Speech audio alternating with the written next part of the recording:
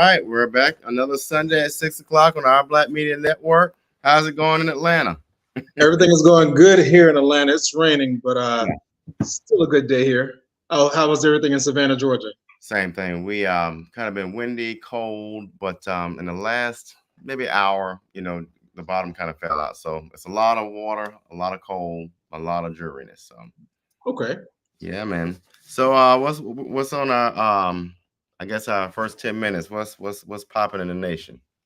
So, the most popular news that's going on here in Atlanta is the Fonnie Willis Mm, ordeal. So she has come out to admit that her and Nathan Wade has had a or have a personal relationship. Um, Again, as I said before, I don't think that's going to have any any mood on the entire case in itself.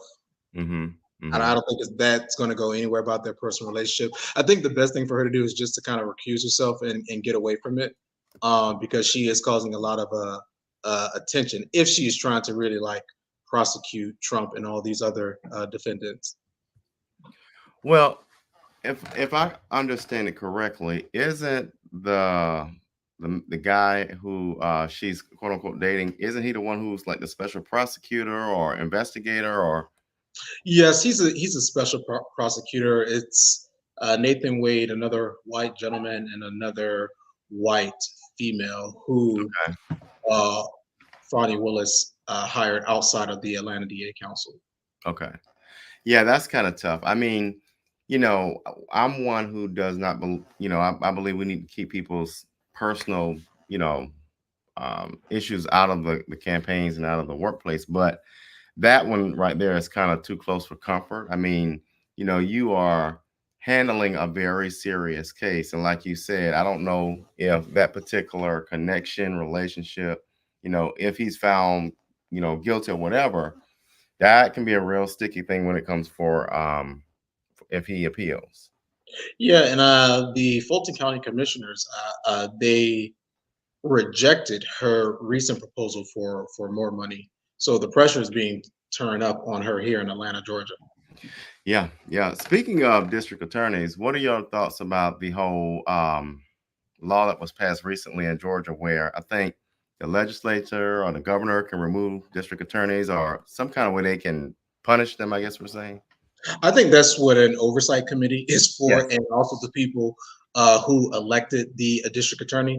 I don't think it's right for any government entities that should form its own panel and just remove a prosecutor just for whatever political reasons. Because if it's on the flip side, we wouldn't want Democrats to be doing it. So why, as Republicans, they should be doing it? And it doesn't even qualify all the way up to the attorney general. So it's just local prosecutors that they're going after. I think if a prosecutor does something that's unethical, that's what they have the State Bar of Georgia for. So, and they have other panels that can look into this Yeah. into the issue, and if the attorney needs to be removed, I think there's already proper procedures to do that. I totally agree. I think it's overreach. And I will give Brian Kemp his kudos and his, pat on the back. I think he's very level headed and he's not quick to judgment. And so when things like that come across his desk, he makes very smart decisions. By the way, did you see the bill he just passed for anti-Semitism? No, I didn't. I heard about it. I only read the headlines, I should say. Smart move. That's all I'm going to say. Very smart move. We'll see how that looks in a couple of years. So, yeah, I mean, I'm going to be What's excited. your thoughts on it? What's that? What's your thoughts on the whole the House Republicans moving? I think with was it help House Bill 881 Which one is about that? removing local prosecutors. Oh, I just think it's overreach. It's way out of line. It's not, one of the things I believe in, and this is across the board, is, when you are trying to certify or deal with certification, or you're trying to figure out how to impact, improve, or put policy around a profession, you need people who are in that profession to be kind of managing that. So for people who are not attorneys or who have never been to the bar or who don't understand that process or how that looks, They don't need to be involved in that. I just Right. think that's overreach. So yeah, Yeah. totally. And so hopefully our guest will pop on in a minute. But our first topic tonight is the Maxine Waters effect. And so, we all know who Maxine Waters is. I love her to death because she is not afraid, right?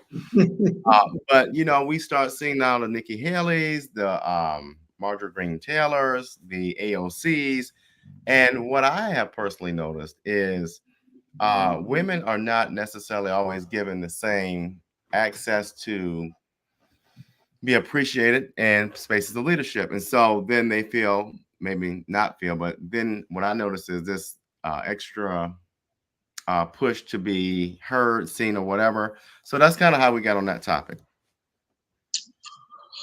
So are you saying when you say the Maxine Waters effect, do you mean women just being overlooked in some spaces? I agree. Yes. Yes, women are overlooked in a lot of spaces. I mean, we can go through academia, we can go through health, we can go through employment. I mean, there's a list of things that women are overlooked in.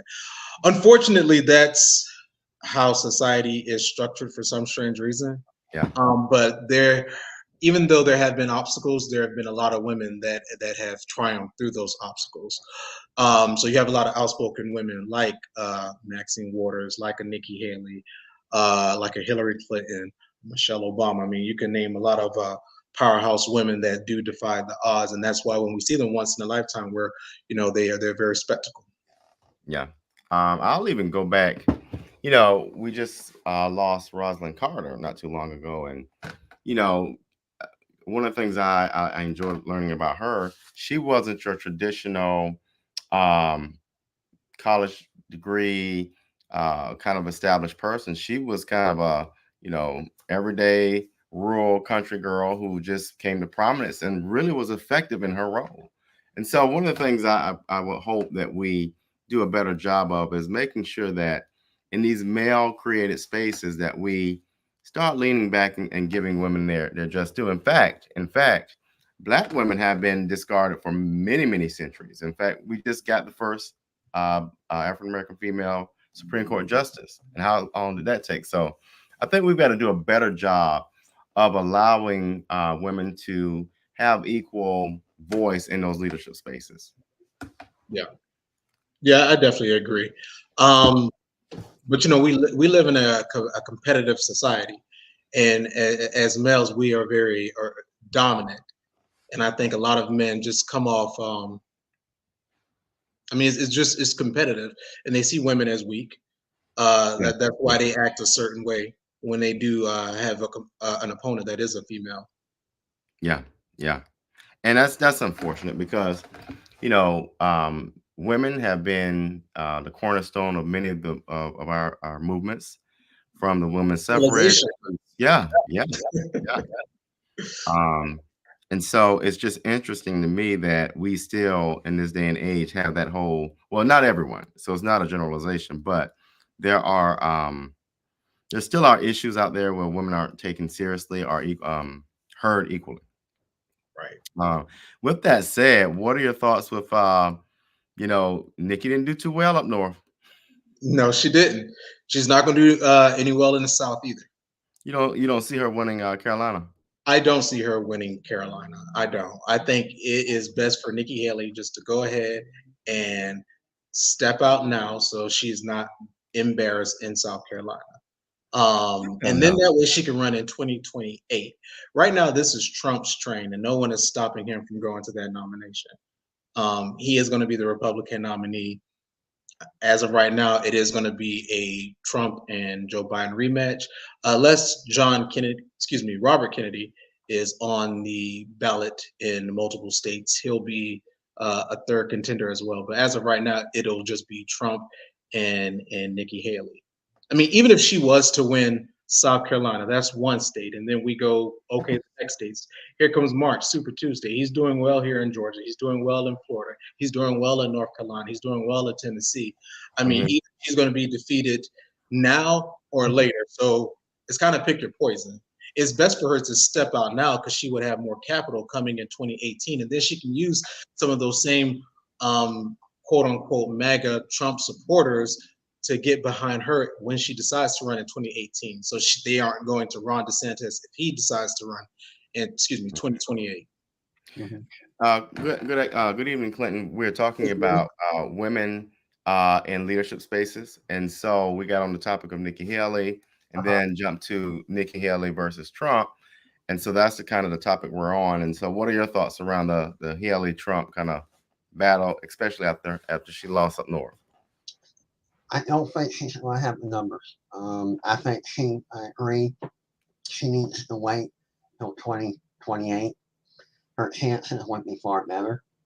I think she's going to fall short. I'm not trying to be mean to your hopes. I know you like Nikki Haley, but she's just not going to pull the numbers for the Yeah, primary. she's not. Yeah, I don't understand why the Republican Party is willing to put all of their eggs in the Trump basket and risk. I'm not going to say they're going to lose the race, but risk, not winning against Biden. I mean, he may not be on the ballot in certain states. He's not really polling well against Biden. Why?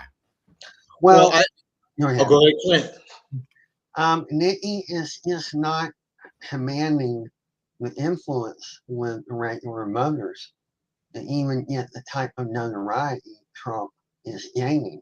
You see, the regular voter is not thinking strategy of who can defeat Biden. The regular voter just goes with what they think is, popular at the moment. Mhm. And unfortunately, Nikki Haley just cannot defeat Trump in generalized, popularity. Whereas all of us are either current politicians or ex-politicians who think strategy, who can beat Biden, who has the best opportunity of defeating Biden in a debate. We're thinking long term. Mhm. General public thinks now. That's That's true. what we're That thinking. is true. And it's like that with policy. You saw me when I ran the election. I was talking about this happening down the road, that happening down the road. And what people wanted to know was what's going to occur now? What's Yeah. going to happen now? And that's why I failed with voters. Um, I could tell them what will occur now will seem good at first, but then, I wouldn't have obtained the vote. I was trying to get them to see the downfall that will occur in the months ahead. And so this is why Nikki Haley is not doing good. And this is why the Republican Party is going behind Trump because he has the numbers. And if they jump behind Haley, and he wins the primary, there could be retaliation among his supporters, and the Republicans that hold office may not hold office in the future. Mm. Yeah, I definitely I agree with that. I think for Nikki Haley, um, and when it comes down to Trump, I mean, right now this is Trump's show, and he's going to be the nominee. It is best for people to just go ahead and fall in line behind that. That way we can just get the primary process out of the way. I've said this before. Trump needs Nikki Haley supporters. He needs those independents and he needs those moderates. But unfortunately, the type of person that Trump is, he's. I don't think he's going to get all of those. Honestly, I don't think he's going to get majority of them. He might get a little bit when it comes actually on election day. Um, Also, what I would say about Donald Trump, uh, I mean, so the reason why Trump has really stayed dominant in the Republican Party and in mainstream media, you really just have to blame the source. It is the media who kept Trump talking every single day to make this man as much popular as he is now. We could have already been talking about other Republican candidates like a Tim Scott, like a Nikki Haley, like a Ron DeSantis. I mean, even if you don't like those people, the media could have started looking towards the future. However, they continue to talk about Donald Trump every single day. And then Donald Trump used that into his advantage because they started throwing lawsuits at him left and right. And he just kind of worked it into his favor, and he worked the camera like he normally do. So I think it's the media who kept Donald Trump really popular on people's mind, and he's just running with that show right now. Yeah. Here's what many don't understand. During all his years on The Apprentice, that was practice. That was learning how to control the media. And what the media thinks about is clickbait and what's hot right now. And Trump knows how to play that. And when you combine that with all the people who have what they call Trump derangement syndrome, they Mhm. Donald Trump relevant. If they had simply not tried to get him, just let it go and ignore him, he would have faded into history. He would Yeah. have no prominence during this year in any election. But even by trying to prosecute him, you're putting him in the limelight. You're making him important. And by making him important, people don't forget. And he knows how to manipulate that limelight to his advantage. I mean, he had all those years practicing with a bunch of celebrities on The Apprentice. We all know many celebrities are narcissists, and he knew how to use it against them. And a lot of the press are narcissists. He knows how to manipulate that and turn bad press into good press. They put it right into his hand. And I will add this. I think the other part to add to what you just said, Clinton, is this aspect of people like the fact that he pushes back against the status quo. He is fighting the enemy. He is against the government.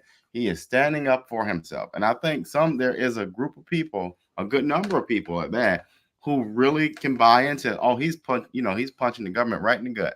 Yeah, And then also, he used to be somebody who gave a lot of these politicians money. So he's kind of like, I know how the back end of all this works anyway.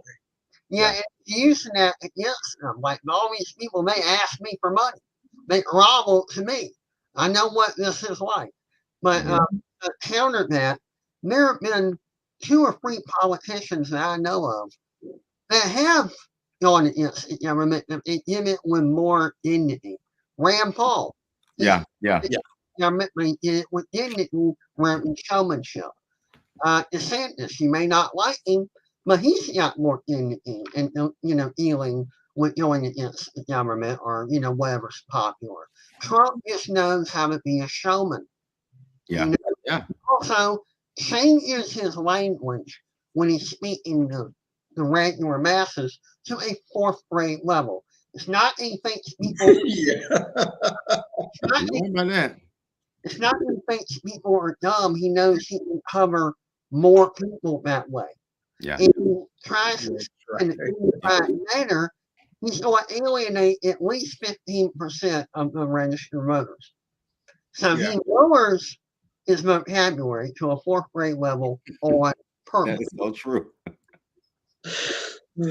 Oh my God, because I mean, every rally, like every live rally we watch, he's going to talk about somebody, call them a name, and I mean, very simple sentences. You know what I mean? Listen, I will say that I've been to a Trump rally on this call, and I must say, he is very entertaining and funny. Yeah. It is just like going to Joe. It is like He's good at it. He's good at it. It is more comedy show than anything.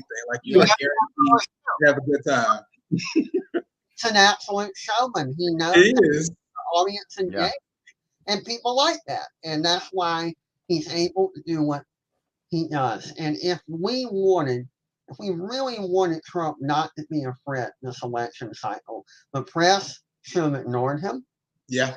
The people who tried to prosecute him should just let it go and fade away. Because look at how Rand Paul was treated.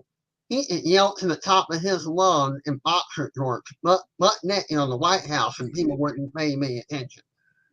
And that's why he doesn't make an impact. People ignore him. Yeah. All you got to do is just ignore, not prosecute, pretend they don't exist. Completely irrelevant. Yeah. So that's interesting. So before we go to our commercial break, let's talk about what's up with Greg Abbott in Texas. I think they are frying some interesting fish over there. Making some crazy barbecue, whatever you want to call it.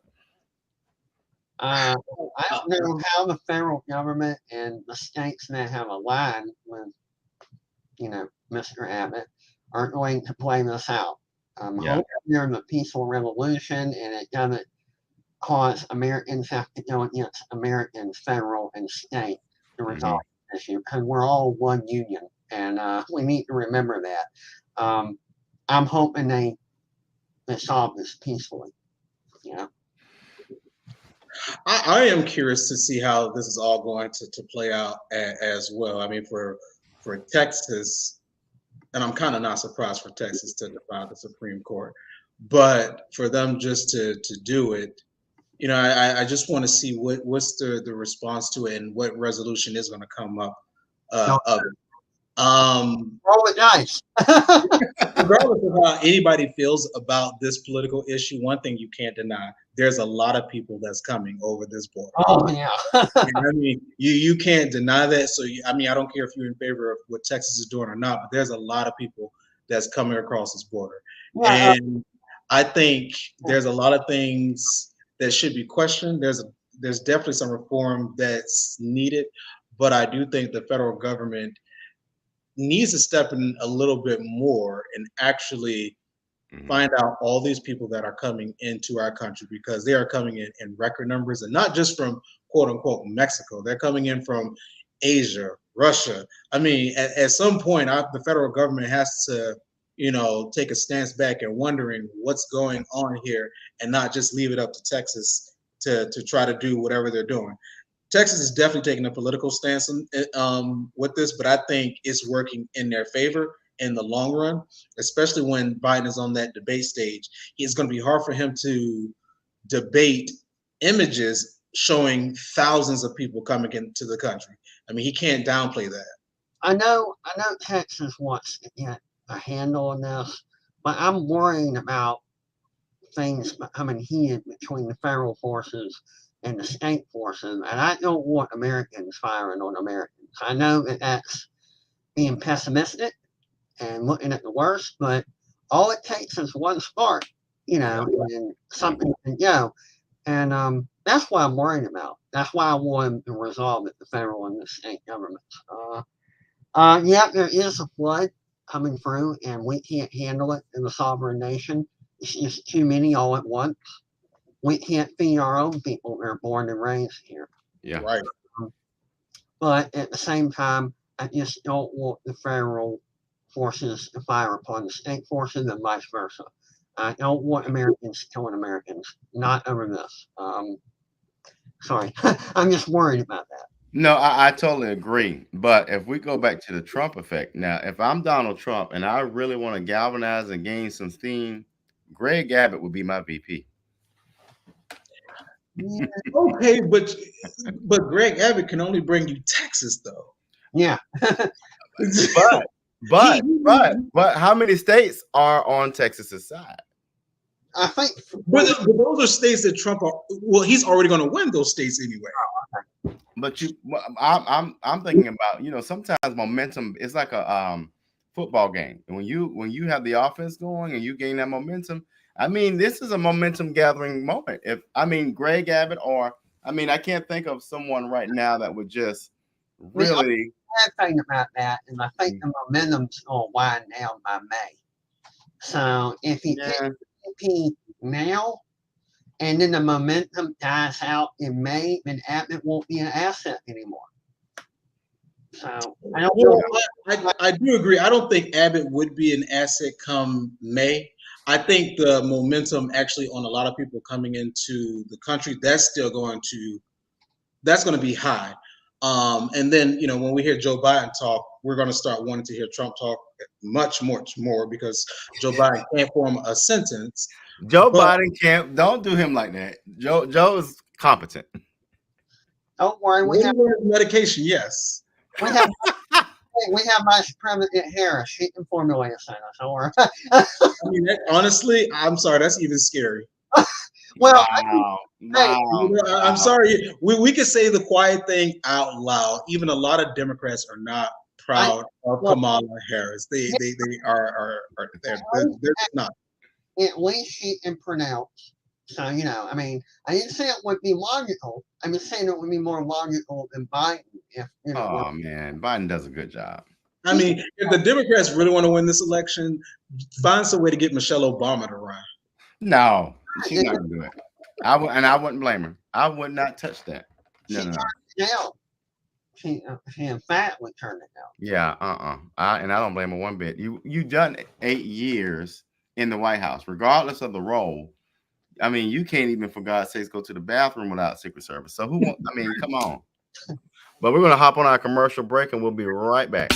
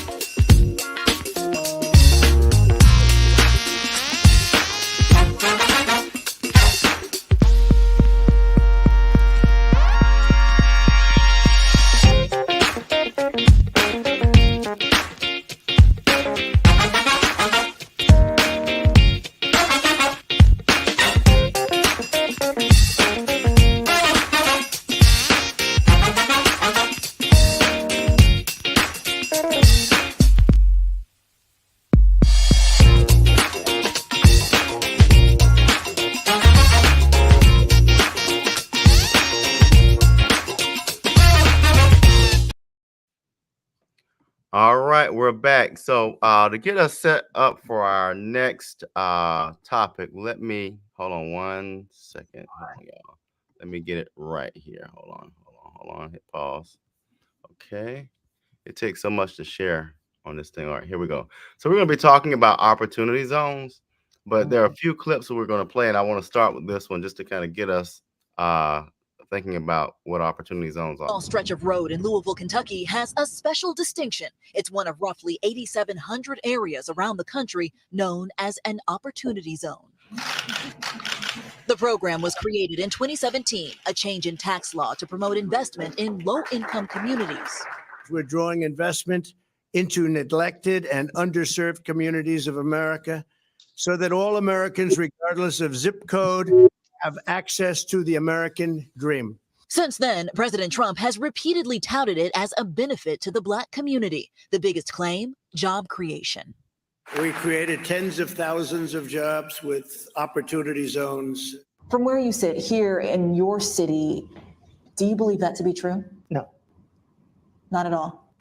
Jim Seifert is a tax lawyer in Louisville. He tracks opportunity zone investments and says most of the investments are real estate projects without long-term job potential.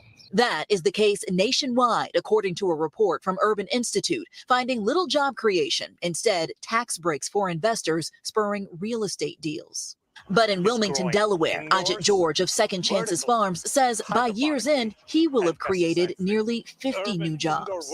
How crucial is that opportunity zone funding to create jobs? Absolutely crucial. It gave us a calling card to meet people who were possibly candidates for investing, period. And so without it, we didn't have that extra benefit. In a new report, the White House estimates more than $75 billion have been raised for opportunity zone projects, but the report does not give numbers on jobs created.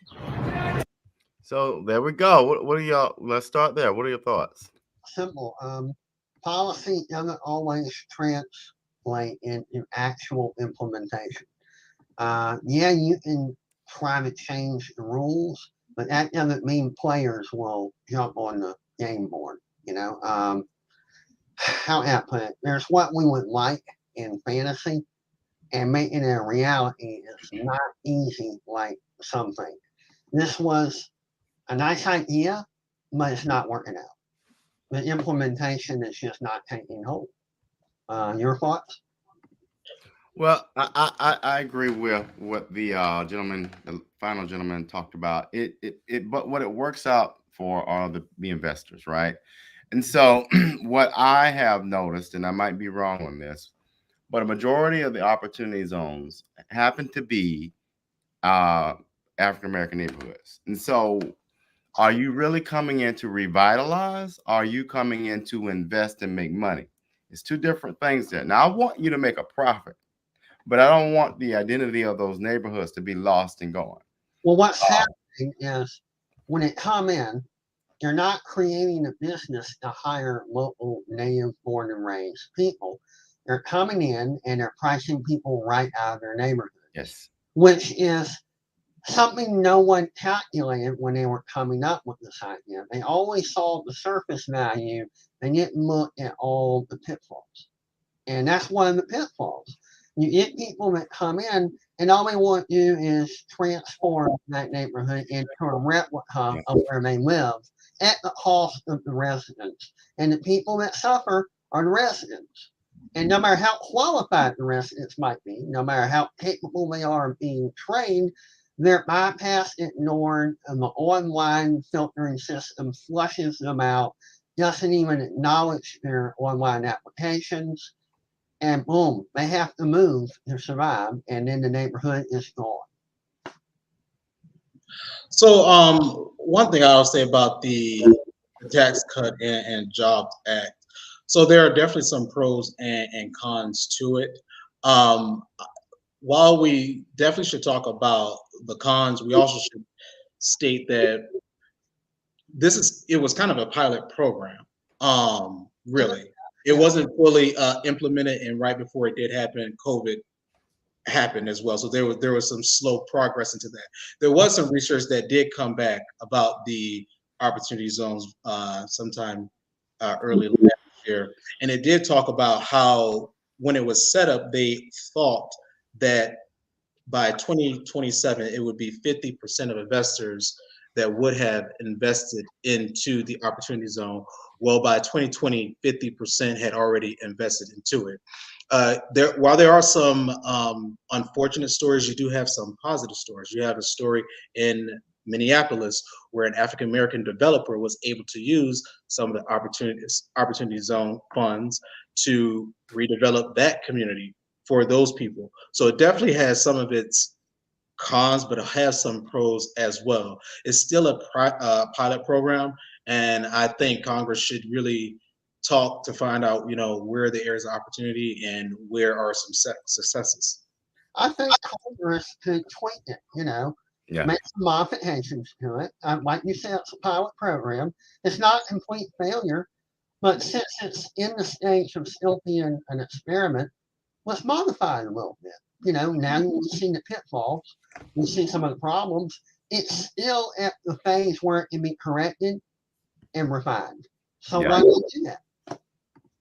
Because the program, it was not supposed to be intended to raise people rent, but I think one of the clips that Robert sent, You were right on time. Go What's ahead, that? finish your thought. One of the clips that Robert sent, the woman was talking about her rent being raised. So again, I think that's something to even look into to see what transpired there. Well, yeah, that's something we can tweak. Like we said, it's a pilot program. So why don't we make the alterations to it now when it's in its beginning phase, before it's too late and these neighborhoods are completely unification takes place. We can stop it now by tweaking the policy. So I'm gonna play this. I'm gonna play this clip that talks very much about what you're talking about, Clinton, and what Dante just talked about, pricing people out. So here we go. Designated this area as an opportunity zone, or as the IRS puts it, economically distressed. Our region has about 30 of these zones, most in the city of San Diego's inner core. There's nothing around. There's no areas for you to be able to buy or place any new building on it. That now appears to be changing. The Opportunity Zone program, part of 2017 tax reform, offers tax breaks to investors who inject their dollars into these neighborhoods. But instead of making life more affordable, Zillow says home prices in opportunity zones grew 20% in a year. There are still as many questions as there are answers out there. Eric Tilkemeyer does economic development in City Heights, also an opportunity zone. He's working with policymakers to make sure the new investments benefit the community. We're park deficient. Our sidewalks are deplorable in a number of neighborhoods. The walkability is not what it should be. The challenge is all of those same improvements tend to cause gentrification. In other words, keeping residents like Barnett from being priced out of their own neighborhoods. John Horn, 10 News. In addition to the Colina del Sol neighborhood, Zillow says the opportunity zones in San Diego most likely to see investment are Golden Hill, University Heights. So there you go. You know, and one of the things that I've noticed, in particular here in Savannah, is this idea of an impact fee, right? And so you have developers come in and, like you know, they saw the sidewalks weren't, you know, adequate and other things that were maybe damaged during construction. Those impact fees will be used to offset some of the costs. So instead of passing it on to the taxpayer, you now have impact fees to kind of put a buffer around some of the repairs or the investments. But I think also developers should be required to place programs, economic development programs in those communities. I think there's a way we can avoid impact fees. What we can just do before they invest in that area, they just agree to make, well, wherever an impact fee, utilize their own money to fix the damaged areas rather than the state or the city having to place an impact fee on. They're doing it voluntarily by agreeing to come in there and start that enterprise, agreeing to pay for those modifications. Mm-hmm. This way you don't have to involuntarily place an impact fee. Also, as far as giving back to the neighborhoods, I need to stop using the word community because I will use neighborhoods. I don't want to imply communism. I think if we just show the benefits and if they agree voluntarily to hire at least 50% or more of their born and raised residents of that area and to train them, it will have a great impact on all the people that have been there their entire life. Yeah, I definitely agree, Clinton. I think the program in itself, the idea is phenomenal. I do think that the money should stay to local residents, and the hiring force should be the local residents as well. So there should be some type of stipulation or contract, I should say, where the local government is agreeing to make sure that the local workforce is, I would say, 50% or higher of these new investment businesses that are coming in. Now, overall, I still think it's, what's that? One problem you're going to run into is their HR departments. They're going to basically mislead and say that, oh, we have an automated filtering system, we have no control over it. That's a lie. Okay, they don't know that because they don't make the automated filtering system. They have IT and IS people make them, or the software companies make them, and they really don't understand how they work. So you need to talk to upper management, skip HR altogether, and they're going to mislead people. And you need to make it where people who apply online, and most people do where it's at the library or at home, they're not spit out automatically when they place their address and when they place, where they live all their life or whatever. Also, they need to not be spit out automatically just because they don't have experience. They might have a degree but lack the experience. Or they might have the experience but lack the degree. We need to learn that just because the person have a degree doesn't mean they can't be trained even though they don't have experience. And just because the person doesn't have a degree doesn't mean they don't have the experience. And these filtering systems, they never have that combination in their algorithms or in their computer code. That needs to be changed, not by buying a new software package, but by talking to the software companies and altering the code, which HR people don't understand. You're wasting your time talking to them. Talk to the upper management, in discussion with the software companies they use, change the code so residents can get employed. Works for me. Works for me. So, gentlemen, any final thoughts before we log out? We're a 45-minute show, so we have 4 minutes. Dante, I guess we'll start with you. No, actually, I have nothing to close this out with. Oh, well, besides Black History Month. I mean, happy Black History Month. Oh, yes. Yep. And I can't wait for the election. It's going to be complete pandemonium.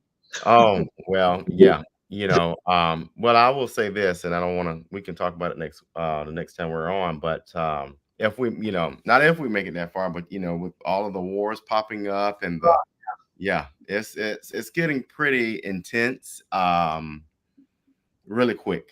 And so, I don't know. I think we're about to head into a serious conflict. Yeah. I'm afraid the American people is going to want that strong man to protect us, and we all know who we're going to run to. I don't know if I want him at the head of the ship on this one. All I know is I hope we can avoid getting into another conflict. We really can't afford it.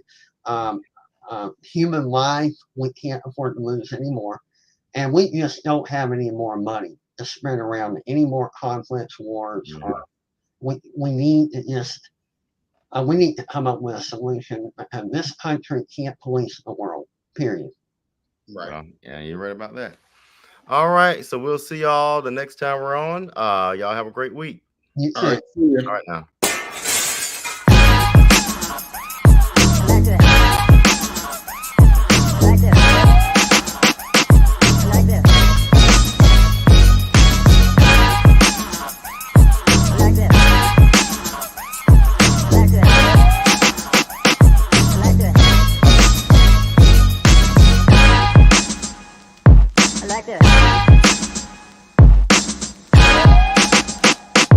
Like this.